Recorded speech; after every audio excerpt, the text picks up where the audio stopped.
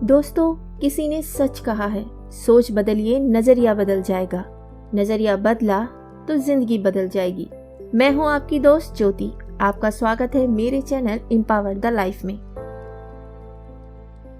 सिद्धार्थ बुद्धत्व प्राप्त करके महात्मा बुद्ध बन गए।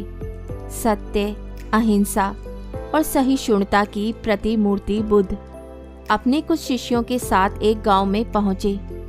कुछ अज्ञानी लोग उनके विरोधी थे। वे बुद्ध को अपशब्द कहने लगे।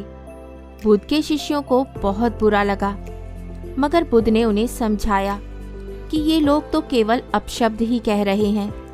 अगर ये पत्थर भी मार रहे होते तो भी मैं कहता कि मारने दो।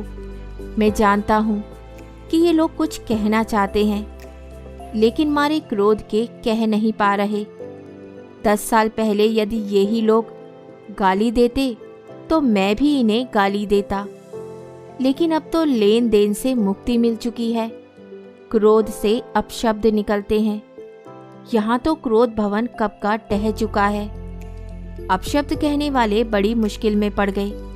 तभी बुद्ध ने अपने शिष्यों से पूछा कि गांव में कुछ लोग अपशब्द कह रहे हैं, इन्हें बताओ कि पिछले गांव में क्या हुआ था।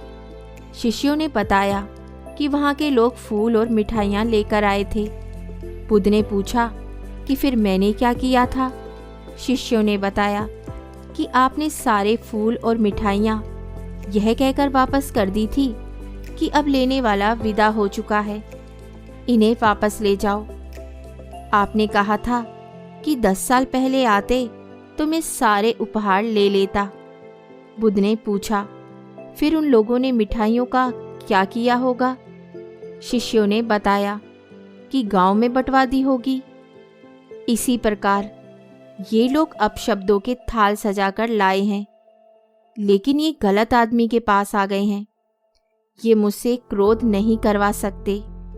ठीक खूंटी की तरह जो किसी को नहीं टांगती, उस पर वस्त्र जरूर टांगे जाते हैं। तो दोस्तों, इस कहानी से हमें यही शिक्षा मिलती है कि जब तक हम ना चाहें तब तक हम किसी की बात को अपने ऊपर नहीं ले सकते। अगर कोई आपको क्रोध में आकर कुछ अपशब्द कहता है कि आप तो बेवकूफ़ हैं, आप नालायक हैं, लेकिन उसके कहने मात्र से आप वैसे नहीं हो जाते जब तक आप खुद उसको एक्सेप्ट नहीं कर लेते। जैसे यदि कोई आपको उपहार देता है और आप उसे लेने से मना कर देते हैं, तो वह उपहार किसके पास जाता है? वह किसका हो जाता है? उसी देने वाले का। इसी प्रकार जब भी कोई आपसे अपशब्द कहे तो आप उसे दिल पर ना ले, उसका रिप्लाई ना दे। अगर आपने उसका रिप्लाई कर दिया तो इसका मतलब आपने उसकी सारी कही हुई बातों को एक्सेप्ट कर लिया। आपने मान लिया कि वो जो कह रहा है वो सही कह रहा है। इसी कारण आपने क्रोध किया और उसके बदले आपने उसे अपशब्द निकाले। किंतु जब आप चुप हो जाते हैं, उसके क्रोध का जवाब क्रोध से नहीं देते, तो इसका मतलब होता है कि उस व्यक्ति ने जो भी आपके बारे में कहा आप वैसे नहीं हैं, और वही सारी बातें उसी पर चली जाती हैं कि जो उसने कहा वो उसके मन के भाव थे, और जो व्यक्ति जैसा होता है उसके मन के भाव भी वैसे ही होते हैं। तो ये बात हमेशा याद रखें, जब कभी भी आपको कोई अपशब्द कहे, बुरा कहे, तो कभी भी उसका जवाब ना दे, क्योंकि अगर आपने जवाब दिया तो वे समझ गया, उसको इशारा मिल गया कि आपने उसकी बात को स्वीकार कर लिया।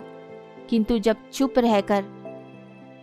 जब कुछ ना कहकर आप उसे जवाब देते हैं, तो वही बात उसके पास वापस चली जाती है।